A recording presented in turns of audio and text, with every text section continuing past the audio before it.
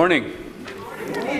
Welcome to the Unitarian Universalist Church of Spokane, where our mission is to join together to create a nourishing, liberal religious home and to champion justice, diversity, and environmental stewardship in our wider world. Or, as we say in short, to create community, find meaning, and work for justice. We're glad to have you with us today. We're a very welcoming congregation, and we appreciate your unique experiences, backgrounds, beliefs, and lifestyles. If you're one of our long-term members or have been here a short time, or if you're joining us today for the very first time, we're so glad you're with us. We're always very grateful to those that are streaming with us this morning. We're glad that you are here with us as well. I would like to, it's my pleasure to welcome our guest speakers this morning from Vanessa Behan, Amy Vega, Executive Director, and Lacey Renner, Development Director. Now we'll introduce them in more detail later on in the service. Just one quick announcement. Today is the last day of our generosity campaign.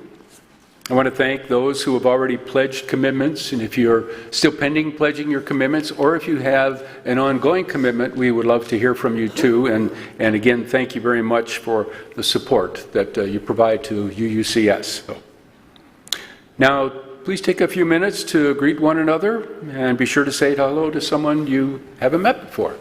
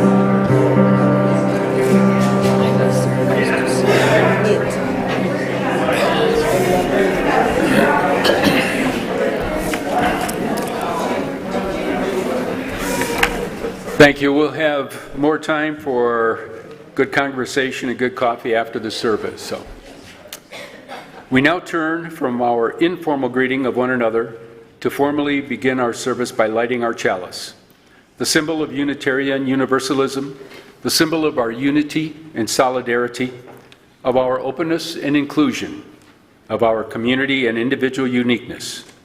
May this small flame be our offering offering of warmth to those who are cold and alone, and a light to those in darkness. May it be a flame that ignites justice in our world and a beacon of hope to those in need.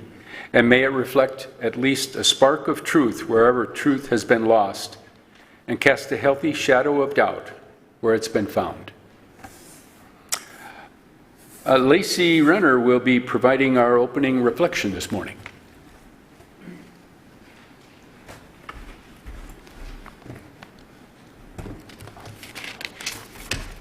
Thank you. I'm going to, a big focus on what we'll be talking to you about today is how Vanessa Behan can help with generational cycles of trauma. I'm going to read a poem to start. It's called By Example by Henry Matthew Ward. When I got mad and hit my child for his own good, I reconciled. And then I realized my plight. Today, I taught my child to fight. When interrupted by the phone, I said, "Tell them I'm not home." And then I thought and had to sigh, "Today I taught my child to lie." I told the taxman what I made for getting cash that I was paid. And then I blushed at this sad feat. Today I taught my child to cheat. I smugly copied a cassette to keep me free of one more debt, but now the bells of shame must peal. Today I taught my child to steal. Today I cursed another race. Oh God, protect what I debase, for now I fear it is too late. Today I taught my child to hate. By my example, children learn that I must lead in life's sojourn in such a way that they are led by what is done, not what is said. Today I gave my child his due by praise for him instead of rue. And now I have begun my guide. Today I gave my child his pride. I have now reconciled and paid to IRS on all I made. And now I know that this dear youth today has learned from me the truth. The alms I give are not for show, and yet this child must surely know that charity is worth the price. Today he saw my sacrifice. I clasp within a warm embrace my neighbor of another race. The great commandment from above, today I taught my child to love. Someday my child must face alone this world of fearsome undertone, but I have blazed a sure pathway. Today I taught my child to pray. Thank you.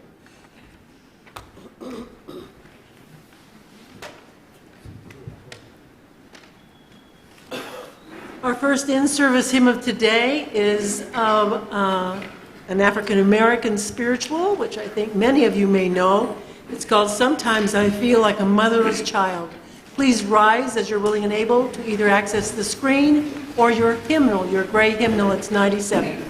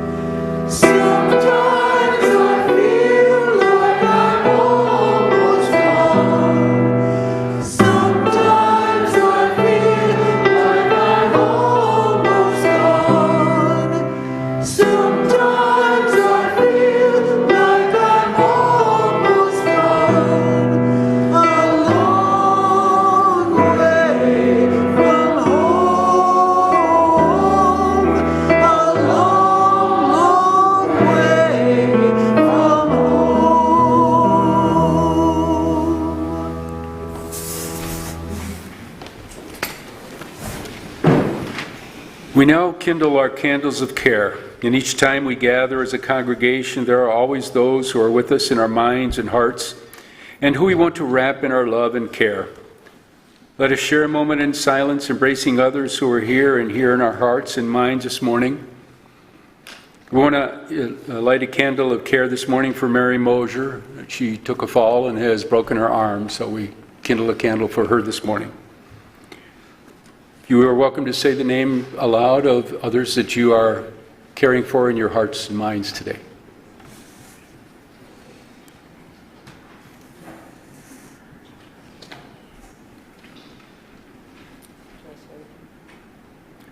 those named aloud and those embraced in our silence, and all those who are suffering elsewhere in the world at this hour, we hold in our community of compassion. We now gratefully give and receive this morning's offering, which sustains this community and its mission to the larger world.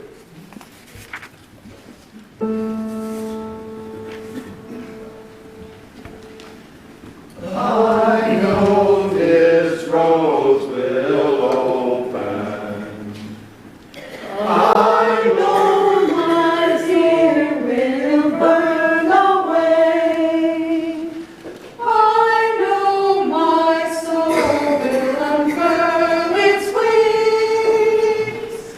I know this rose will open.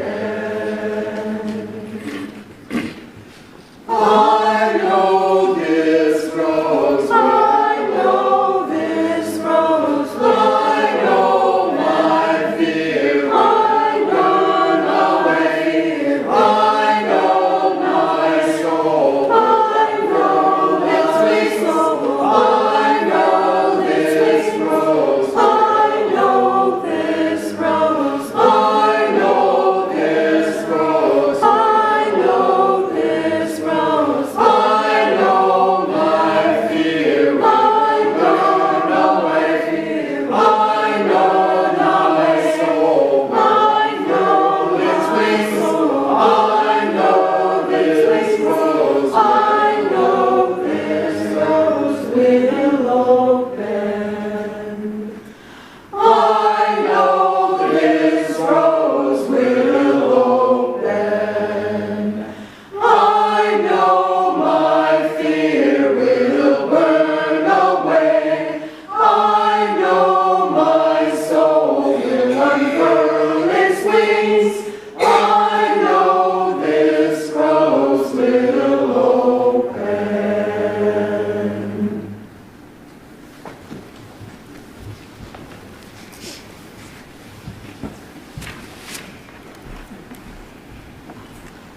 Good. I'd like to invite any children who'd like to come forward for our time for all ages. Come on down. You're welcome to stay in your seats, too. All right. So many of you know that in addition to being a religious educator, I'm also a ballet teacher. And my studio is in the throes of preparing for our spring recital, a production of Cinderella. And so this morning, I've got a version of that fairy tale. And it's something that I've adapted from a story that was originally written by Gail Sfar. I will need... Oh no. Where's my magic wand? That's all right. Oh, here it is. This, to get into character. Phew, crisis averted. As Cinderella swept around the fireplace, she often thought about people with superpowers like Wonder Woman or magic like Harry Potter. She yearned to have super magic powers like that so that she could help others. She wanted to bring a smile to the face of the lonely little boy she saw at the market every morning. And she wanted to fix up the rundown playground at the park so that the village children could play there. Cinderella knew she was destined for more than just cleaning up after her cranky stepsisters. One night, just as Cinderella was about to fall asleep, a fairy godmother came into her room. "Hello, Cinderella," she said. "I'm here to help you. What have you been wishing for?" "Oh," cried Cinderella, "please give me some super magic powers so I can make a difference." "Well," said the fairy godmother, "I'm happy to give you some magic, Cinderella, but..." "Oh, thank you," interrupted Cinderella, and she fell right to sleep. The next morning, when Cinderella woke up, she remembered what had happened the night before. She jumped out of bed, eager to try out her new superpowers. As she began her morning chores, she realized she'd forgotten to ask what she needed to do to release those superpowers. You know, some secret word or a sign. But she decided she'd figure that out as she went along. Later that morning, when she was buying food for dinner at the market, she saw that sad little boy sitting all by himself. "Let's try my magic," she said, and she wiggled her fingers at him from a distance. Nothing. "Maybe I need to be closer," she thought. So she walked closer to him, and he looked up at her. She felt nervous, knowing that he might not want to talk with her, but she couldn't help but give him a friendly smile. When she did, his face beamed with his own huge smile. "Ha!" thought Cinderella. "I really do have magic. Can I join you?" she asked. "Sure," he said, smiling even bigger.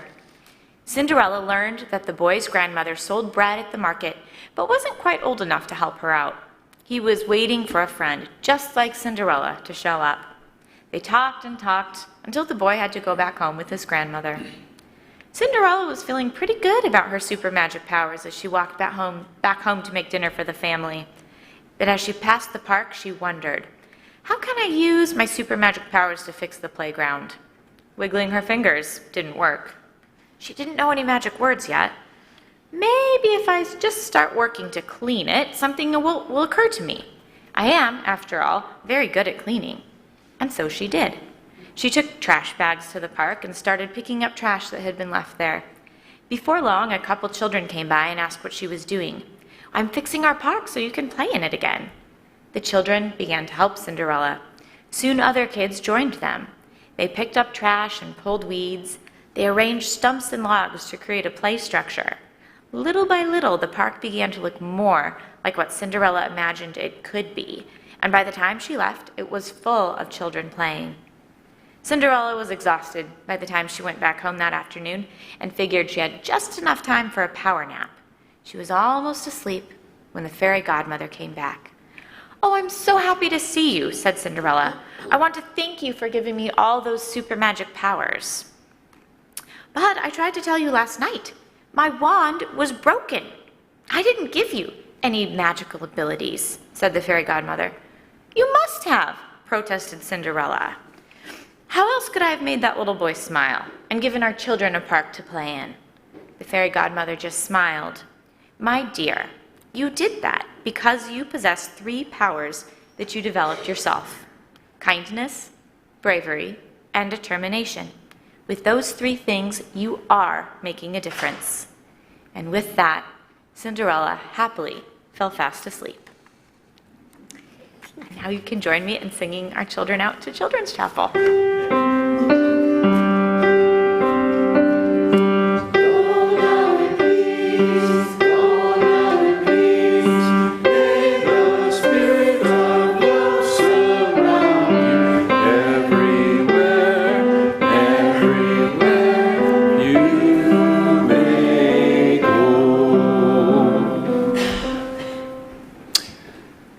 As we move into a time of meditation, find a comfortable position, put your feet on the floor, close your eyes if you wish. Take a deep breath in, breathe out, and reflect on these words from Call the Midwife. Invisible wounds are the hardest to heal, for their closure depends upon the love of others, patience and understanding, and the gift of time.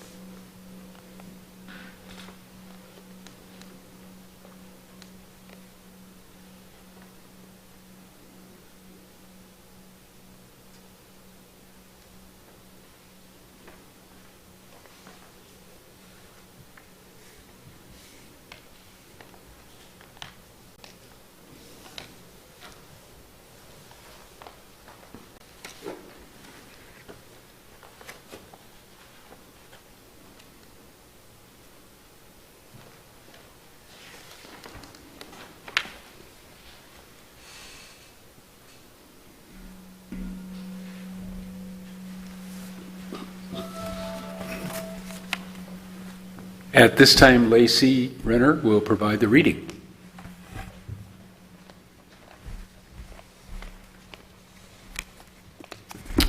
I am going to read an excerpt from a book called What Happened to You by Dr. Bruce Perry and Oprah Winfrey. And The idea behind this book is, the title is What Happened to You, and it encourages us to, when we're looking at someone, instead of using the words, what's wrong with you, we think, what happened to you? So I'm going to read a little story, and this is in the voice of Dr. Perry. I sat in the darkened room watching the mother, Gloria, and her 3-year-old daughter, Tilly, through a one-way mirror. They were doing great together. Gloria was tracking with Tilly's cues, much more in sync than in previous visits. Both appeared more comfortable with each other. Over the 2 years I'd been watching their visits together, there had been so much positive change.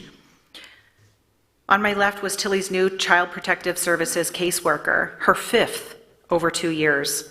On my right was Mama P, the child's foster mother. I'd known Mama P for years. She was a loving woman with an endless reserve of positive energy. She had fostered dozens of children. Each was special to her, each loved.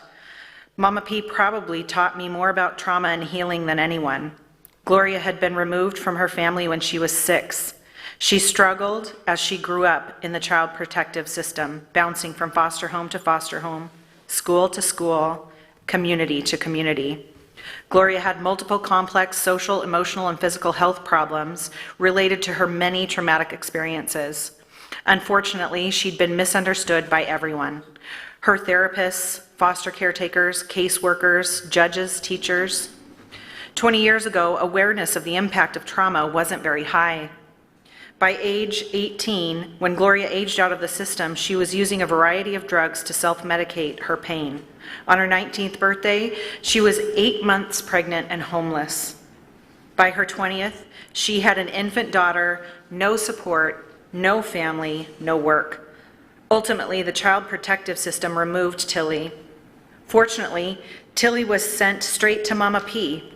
Over the next 2 years, Mama P helped both Gloria and Tilly. She was attentive and nurturing, creating a safe and stable home for Tilly. As she invited Gloria to be present and involved in Tilly's life as long as she wasn't using or drinking. Mama P realized that Gloria needed as much safe and stable nurturing as Tilly. She realized Gloria was a young, unloved child in a woman's body. In the beginning, Gloria didn't engage much, but after 9 months or so, she accepted our offer to get clinical help for her trauma-related problems. By now, both Tilly and Gloria had grown up significantly. It was getting close to the time when Gloria would be able to care for Tilly on her own. But for that to happen, CPS had to make the recommendation to the court. This observed visit was part of the CPS reunification plan. We 3 sat silently, watching Tilly and Gloria. After about 10 minutes of play, Gloria reached into her coat pocket and pulled out some candy. I could feel the CPS caseworker stiffen. She is not supposed to bring candy to these sessions. On my other side, I could feel Mama P make herself bigger in response to the caseworker's words.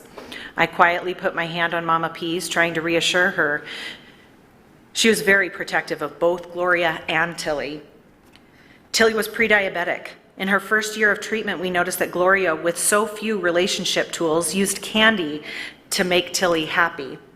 We came to understand that this was the primary way which Gloria's foster caregivers had managed her when she was young. Getting candy was the closest thing Gloria got to being loved. Our brain develops as a reflection of the world we grow up in. You love others the way that you've been loved. Gloria was merely showing love to her daughter the best way she knew. The caseworker continued, "She knows that she's not supposed to do that. The child is pre-diabetic. It's abusive." "No," I said, "it's sugar-free candy. Clearly this caseworker, new to Tilly and likely dealing with 60 other cases, had not read the most recent report. How do you know that?" I gave them to her before the session. I could feel Mama P smiling.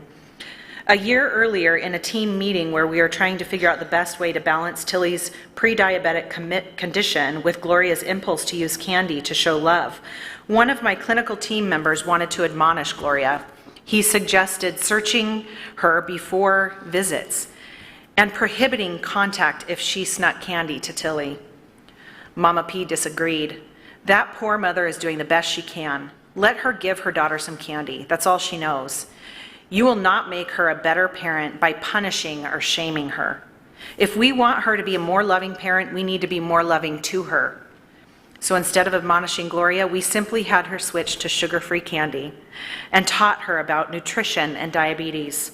And of course, Mama P made sure that Gloria and Tilly both got lots of love. We explained this to the new caseworker, and together we created a transitional plan for reunification with lots of support for both Gloria and Tilly. Gloria got her GED and went to community college to study nursing. Mama P stayed active in their little family. Rather than undermining a mother who was doing her best, we kept showing Gloria and Tilly love and how to love. One of the most remarkable properties of our brain is its capacity to change and adapt to our individual world. Neurons and neural networks actually make physical change when stimulated. This is called neuroplasticity.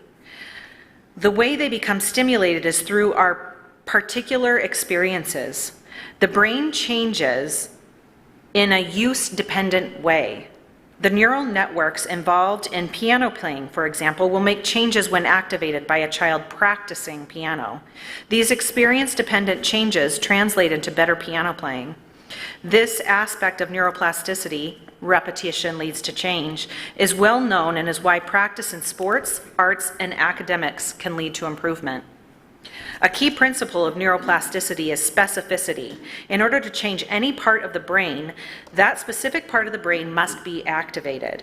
If you want to learn to play the piano, you can't simply read about playing the piano or watch YouTube videos or watch other people playing the piano. You must put your hands on the keys and play.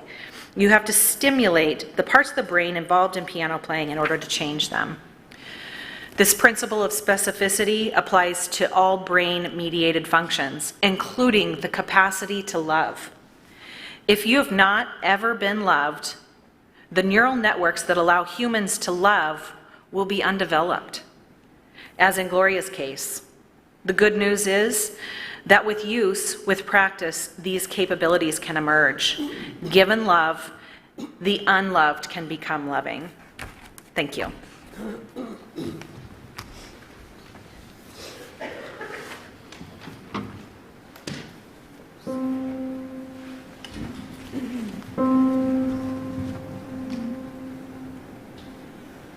Soft through the darkest sky, gentle breezes sing, sweetly a lullaby to earth's children bringing.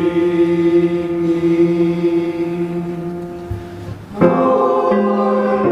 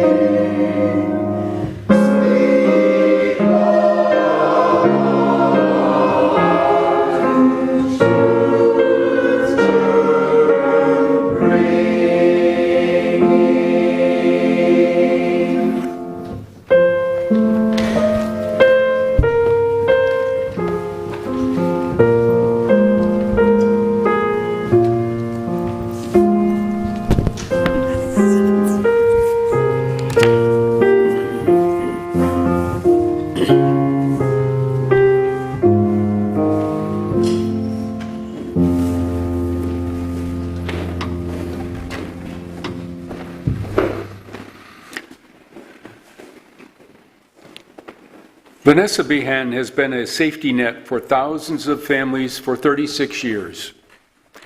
Joining us today are Amy Vega, Executive Director, and Lacey Renner, the Development Director for Vanessa Behan. They're going to share with us about the programs and talk about development, childhood development, and generational cycles. Amy Vega holds a Master of Social Work degree from Walla Walla University and has been the Executive Director of Vanessa Behan since 2006. She started caring for children at Vanessa Behan over 25 years ago, working the graveyard shift. After a life-changing experience working with the family, she returned to school to obtain her MSW degree with the desire to work more closely with parents. And for 10 years, she's worked side by side with parents and helped develop programs that met their individual needs. Lacey Renner has been the Development Director of Vanessa Behan since 2021, when she left a job in banking for nonprofit development. She was a new mother when first introduced to Vanessa Behan and its mission.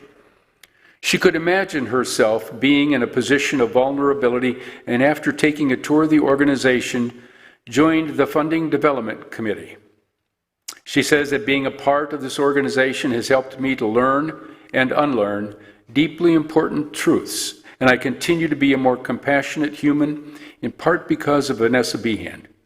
Feeling safe and loved is a basic human right for all children, and Vanessa Behan provides that. It is with pleasure that I introduce to you Amy Vega. Thank you. We're actually going to start with a quick video to set the stage. On January the Vanessa 9th, 1982, Vanessa K. Behan was killed at her home at the hands of her mother and stepfather. I was disturbed. It was disturbing to me. And my wife said, well, if it bothers you that much, why don't you get involved? And so I did. Bill had taken a trip. We heard about Vanessa's death, and he was in Phoenix, talked to some friends. They said they had a nursery. So he went to look at it, and he said, when I get home to Spokane, I'm going to get involved with their nursery. Well, there wasn't one. So he got some friends together, formed a board, took 5 years. We opened our doors. When we first started out, it was very small. We wanted to memorialize Vanessa Behan. Her death is the reason why we're all here. Since our inception, we've taken in 106,000 children. That's half the population of Spokane. But right now, we just continue to need Spokane support, each individual. The potential for what we can do for kids that's here is beyond belief. 30 years ago, when we were just moving into our first facility, we had hoped and prayed that the Spokane community would adopt the program and support it through private donations. Yeah. And it has in spades. Every time we've had a need, someone or some group has stepped forward with a solution. We're very, very confident the same thing is going to happen here. Spokane paid for this. We don't take federal or state money. This is all individual and corporate donations. People of Spokane are phenomenal, but we need the continued support. We always will. We always will.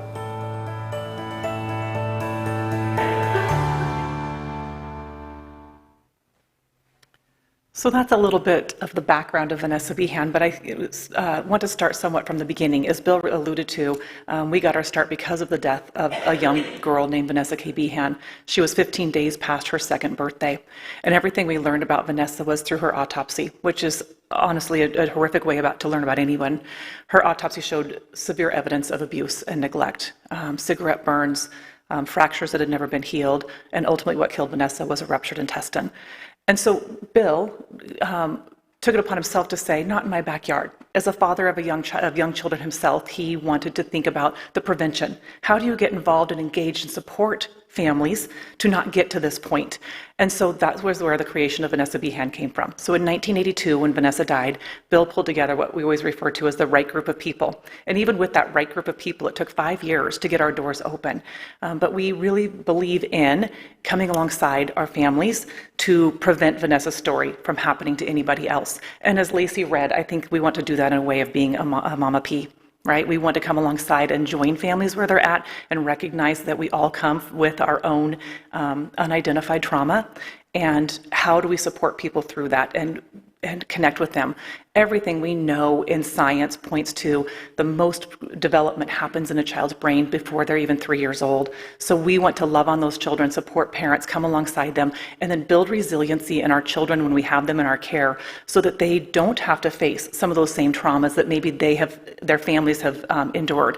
And so again, if we can focus on the prevention side, we know we're going to set children up for much better success in the long run.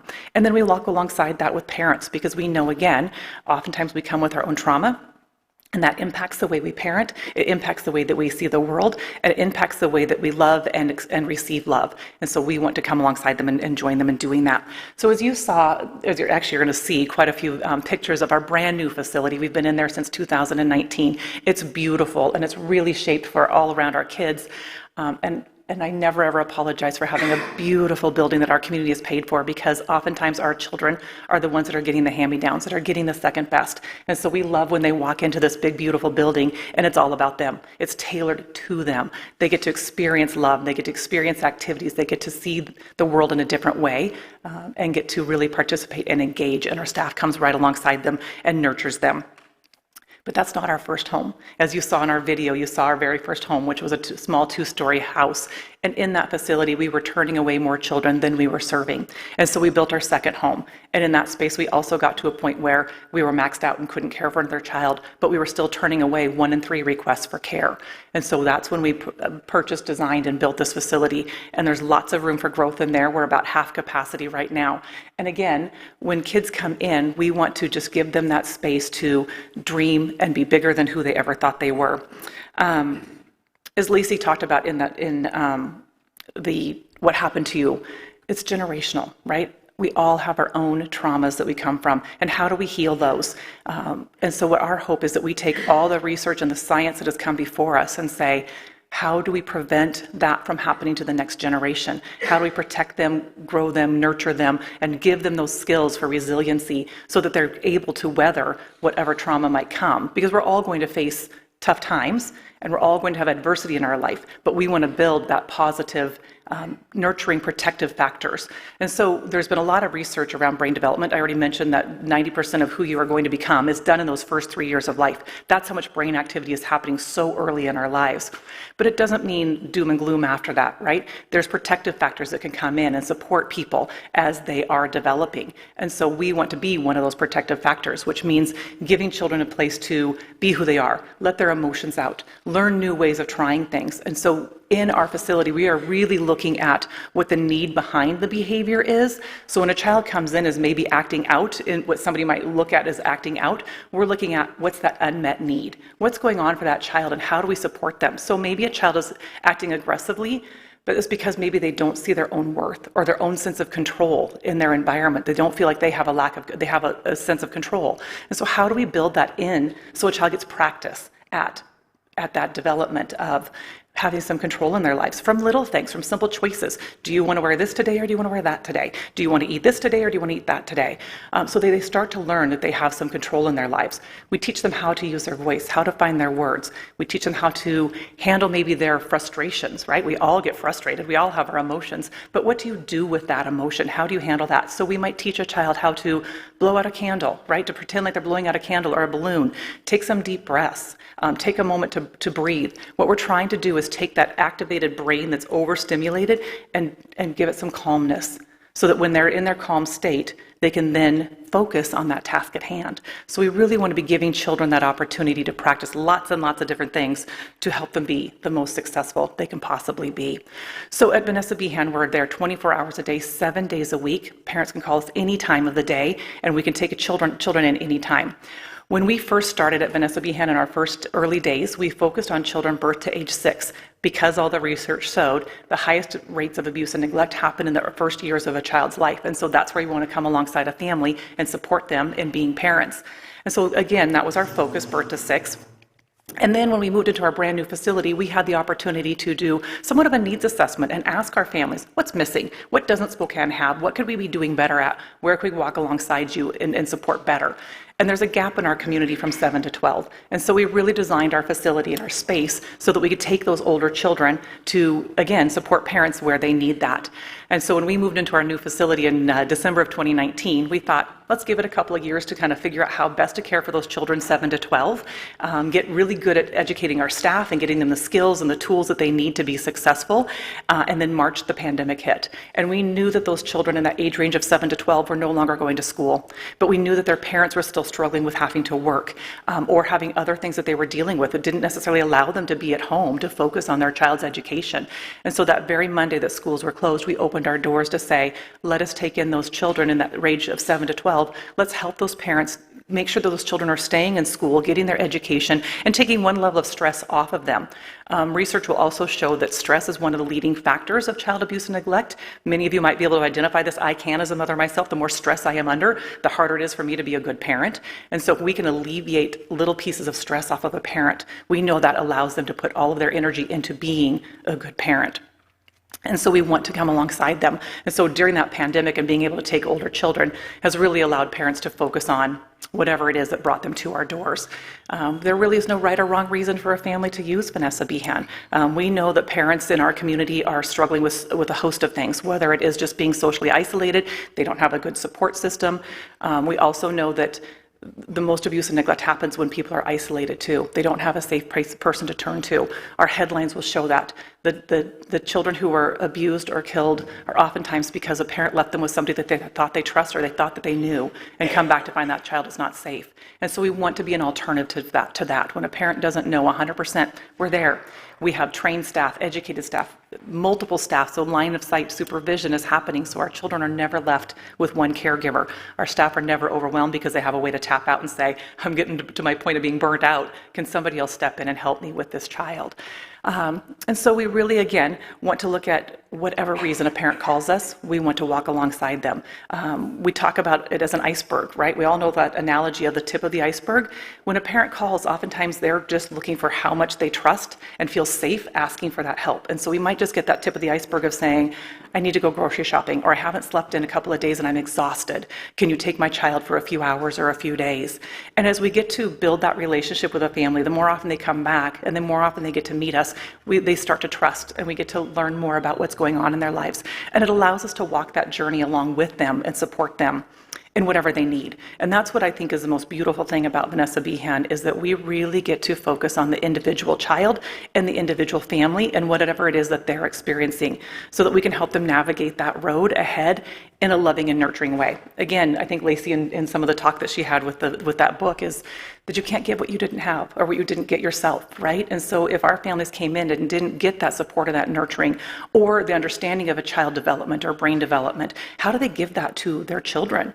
And so we want to support them through that. And so we do this in a lot of different things. So what I've been describing primarily is our respite care, where children can stay with us for up to 72 hours while parents get that support that they need. They can take a break, they can go take a nap, they can go take care of appointments, they can go to work, whatever it is that brought them to our doors, they can go and take care of. And then we get that opportunity while we have those children, and we want to maximize that every moment we have with a kiddo through play to develop that resiliency for them. But the other programs that we do are things like parent education. We think that supporting parents through understanding their child's development is incredibly important. We focus on a model called Circle of Security. I don't know if any of you have heard of this, but it's a really amazing program designed actually right here in Spokane by Kent Hoffman and a group at Mary Cliff, I'm going to get that wrong, Mary Cliff, but is world renowned. He travels the world teaching this, and it really focuses on parenting as a circle. And the top half of that circle is allowing children to go and explore. And oftentimes it's about attachment. And if we haven't had a secure attachment ourselves, sometimes when our kids are out exploring, we might not feel like it's safe for them. And so we pull them back in. And that teaches a child that the world isn't safe. And so we want to encourage our children to go out and explore. But we also want to have that safe base, that bottom half of the circle, where when children aren't feeling safe themselves, they can come back. And the beautiful thing about this circle of security is it works for children who are infants, it works for children who are 16. And I think about my teenagers who were out driving, and I need to be able to let them explore and be safe to go out and drive with some parameters, but I also have to be waiting for them when they come home. Did they make it home safe? Did they make good choices? What was their time like? So that circle of security really is a great model for teaching not only our children, but ourselves how to support our kiddos. We also have what we call our stay, play, and learn, and this is a drop-in place for parents and children. A lot of times what we do at Respite is a parent calls and said, I'm overwhelmed with this behavior, I don't know what to do with it. We can give a parent a break from that and take those kids for a few hours again or a few days while the parent can go and get whatever they need taken care of or just get a break from it. But we're not getting a chance to support the parent in that behavior. So our stay, play, and learn is where a parent can come in and say, I'm struggling with this behavior. And we have parenting coaches in there that can talk about, let's practice here, or let's talk about what you're doing, maybe give you a few other ideas or tips or tools that might work in that. Or it's a place where we can just simply support children in learning how to play. We've had parents come in and say they live in a studio apartment and they don't have a safe place to let their children get down on the floor and really play and get and be safe. And so they want an environment where their children can be on the floor and crawl around and not worry about the environment. So again, just a safe place for them to get a chance to play. Another piece of that oftentimes is our families can be socially isolated. They don't have a great support network. Our communities, I think we've all drifted from far from home, and so this is a place where people can come together and find that support. So we actually have play groups where parents can come for specific times, or they can just drop in any time. But it's a great place, again, for parents to build relationships with other parents who maybe are dealing with a lot of the same things that they are, right? How do you make friendships? And so our staff can be there to help nurture those friendships and those relationships, role model for them, and then just give parents that outlet of a place where they can talk and say, I don't feel so alone, right? I think it can be very isolating to be a parent and think that you're the only one that experiences that behavior, when in reality we all do, right? And so it's a lot more normalizing when you can come into a place and have a conversation with a parent or a staff member that says, been there, we've done that. That's a lot of what happens for all of us. And here's some tools and some tricks and some ideas of how to support your children through that. We oftentimes talk about that North Star, right? And that's the experience we want to give to our children when they're at Vanessa Behan, is that way to see things differently. Very often our kids will come back many years later and say some of their happiest memories were then when they were at Vanessa Behan. And again, it's that North Star of there's hope, right? So for those kids who maybe don't have a really solid base, who've had some real trauma in their lives, we can give them that North Star and give them that hope for the future. And they go out looking for that in their lives. And so we really want to, again, just support kiddos through that.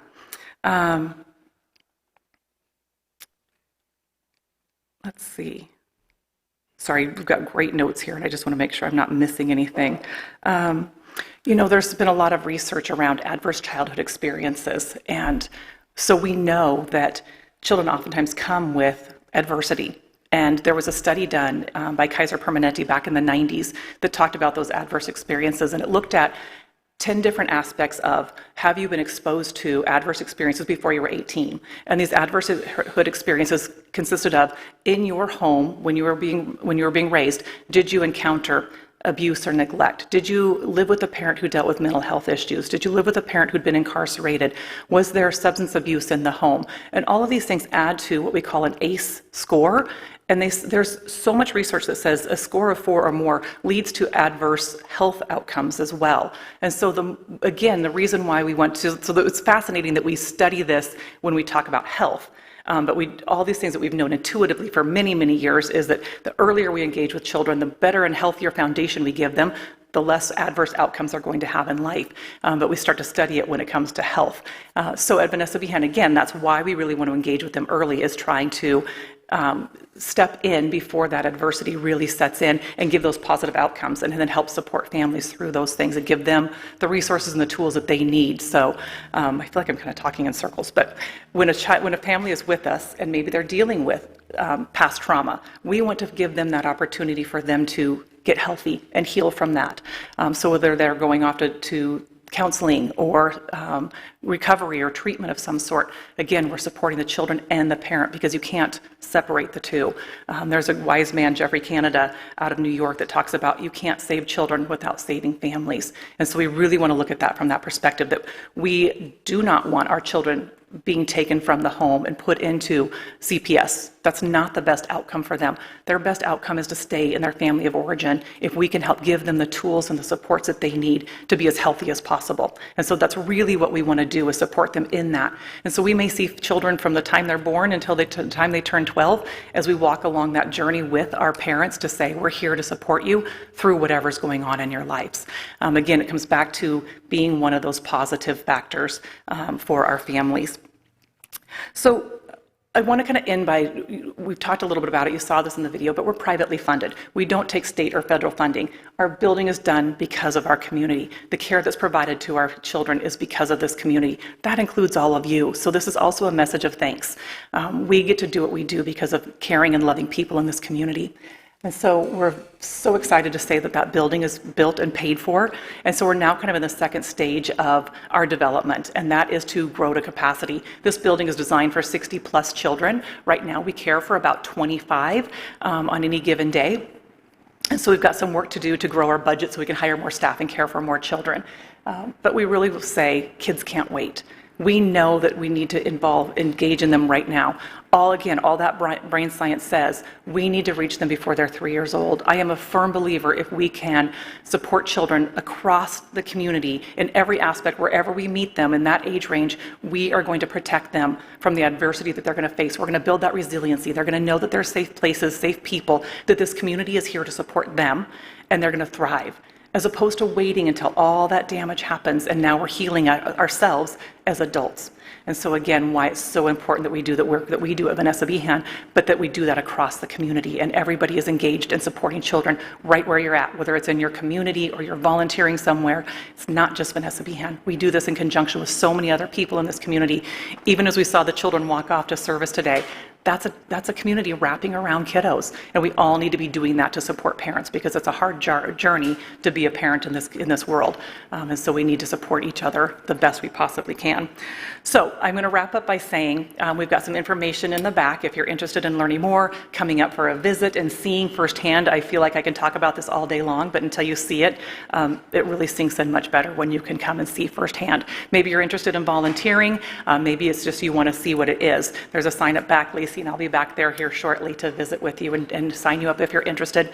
Also an opportunity to donate. One of your members has graciously agreed to match donations for a period of time, and so you can learn more about that through, I believe, through the church website and programs. So again, thank you so much for taking the time to listen. We appreciate what you do for Vanessa Behan in our community and just getting a chance to talk about what we do. So thank you.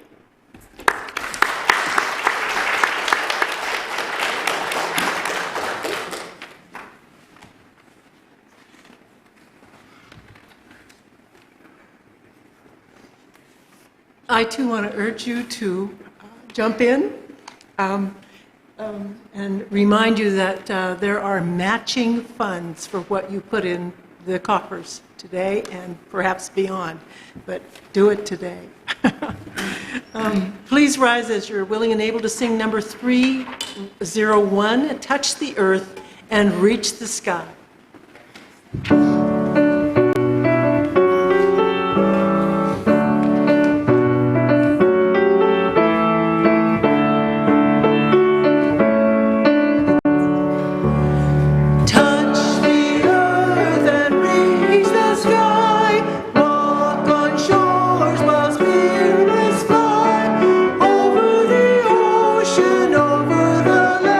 Our faithful quest to understand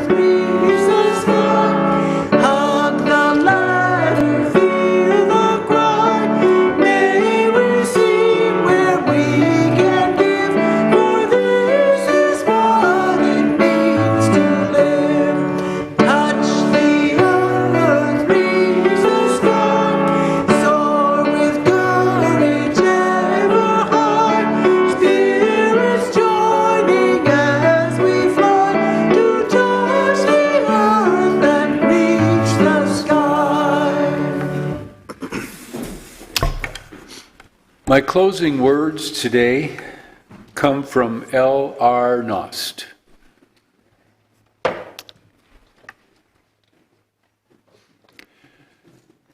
It is time for a return to childhood, to simplicity, to running and climbing and laughing in the sunshine, to experiencing happiness instead of being trained for a lifetime of pursuing happiness. Amen. Blessed be. Salam alaikum and shalom.